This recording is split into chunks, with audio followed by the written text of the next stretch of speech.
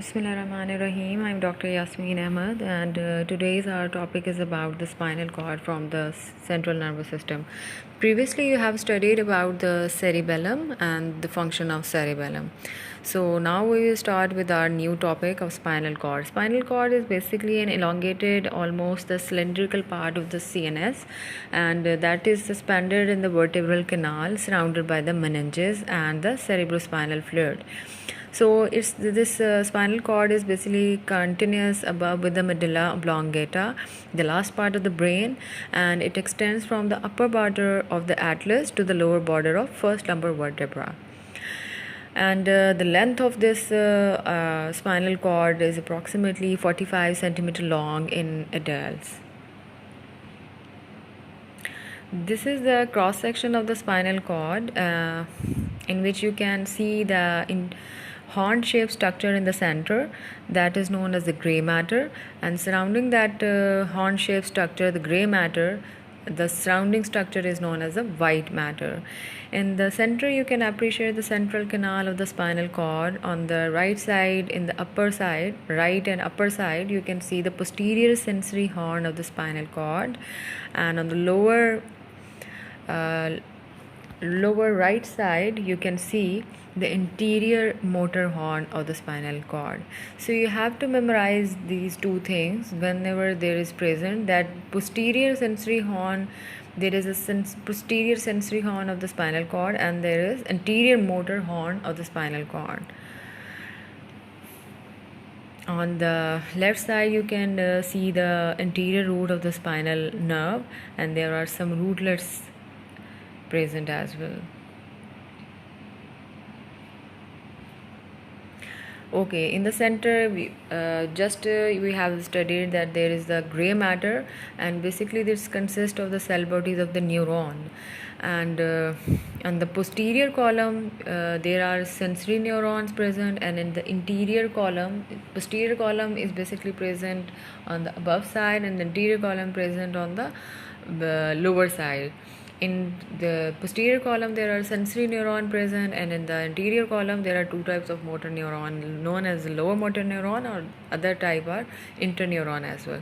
Sensory neurons are basically those neurons and nerves that from the organ and the tissue enter and pass upward in the spinal cord to the brain.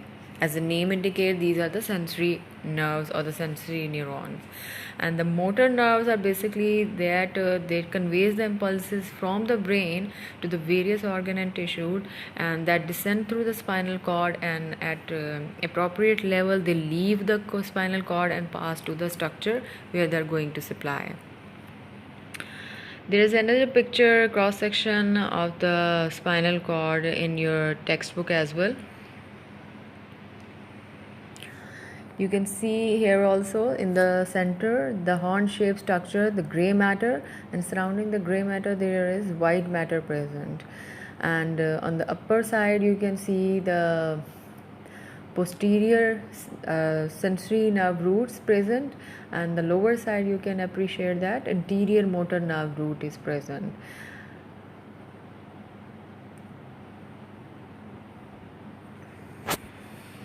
Okay, now we will study about the white matter, and the white matter of the spinal cord is basically arranged in the three columns or tract, in the anterior, posterior, and the lateral. Anterior is basically on the lower side, posterior on the upper side, and lateral on the sideways. These tracts are formed by the fiber of the ascending 2 and descending nerve fiber. Ascending 2 are basically the sensory fibers, and descending nerve fibers are those motor in nature.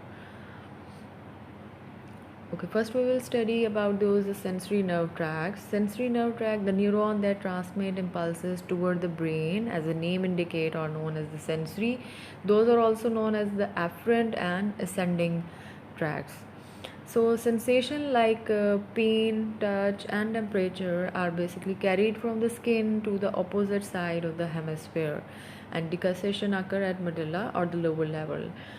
So if these sensations are being perceived from the left side of the body, from the left hand, you can say that when we perceive any pain sensation on the left hand, and that is carried to the right hemisphere of the brain.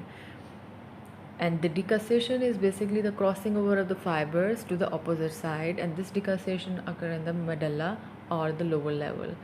So there are tendons, muscle and joints also have some special type of receptor known as the proprioceptors, which together with impulses from the eyes and ear maintains balance and posture. So these nerve impulses either travel to the cerebral hemisphere of opposite side or to the cerebellum of same side. So there is an option that these nerve impulses basically either travel to the same side and of the cerebellum, or they may decussate and travel to the opposite side of cerebral hemisphere. This is basically a pathway of the sensory nerve tract. You can see on the lower right side the sensory receptor in the skin. If you sense any kind of pain, temperature or touch, that is their impulses is being carried to firstly to the posterior root ganglion, and from there it ascends to the cell bodies in the medulla oblongata, and again it goes from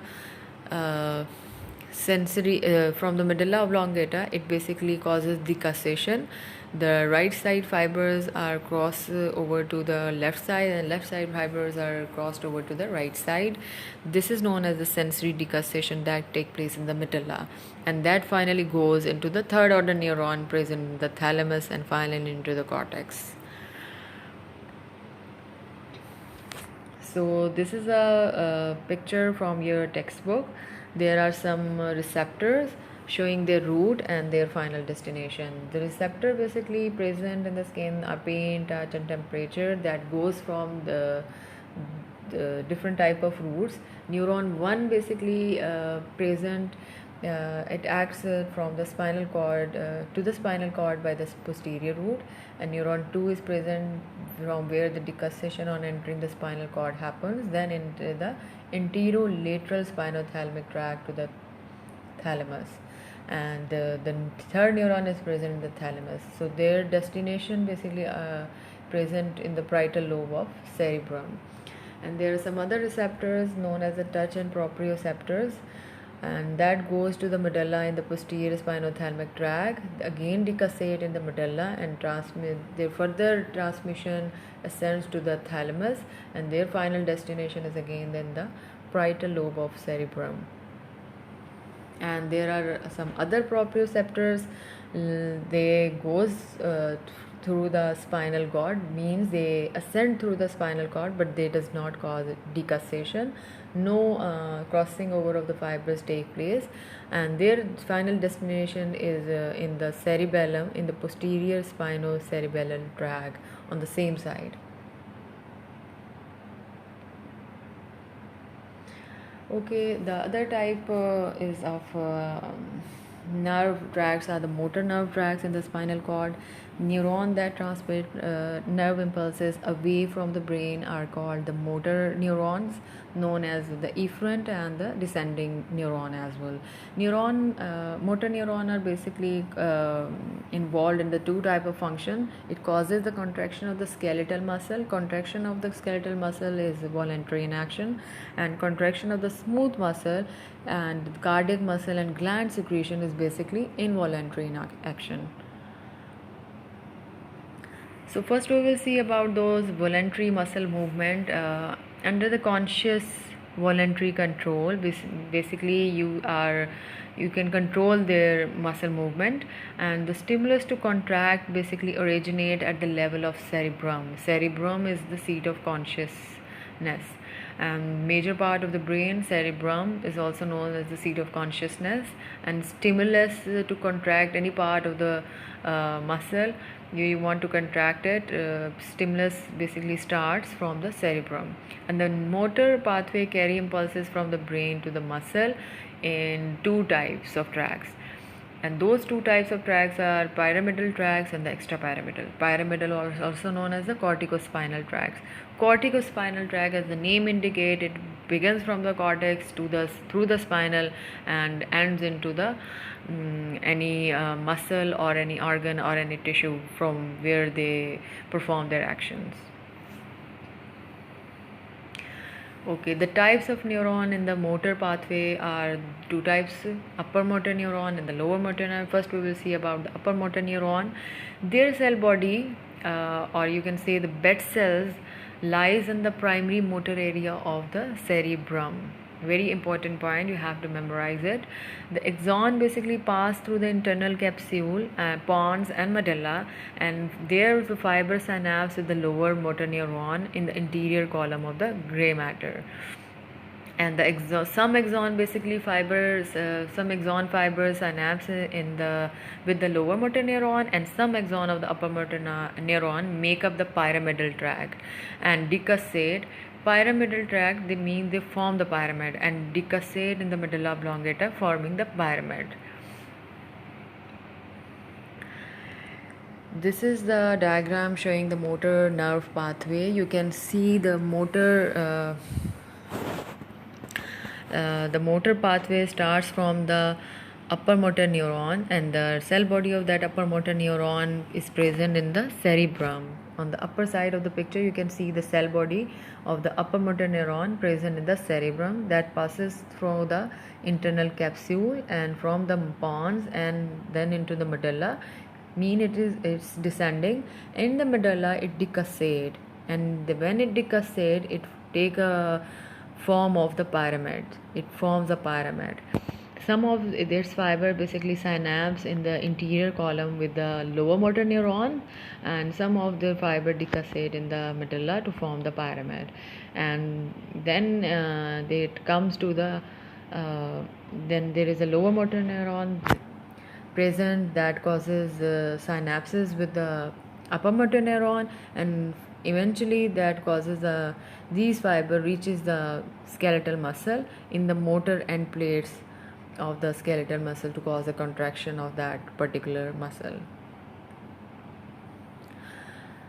So lower motor neuron, their cell body basically lies in the interior gray horn of the spinal cord. Interior gray horn is present on the lower side.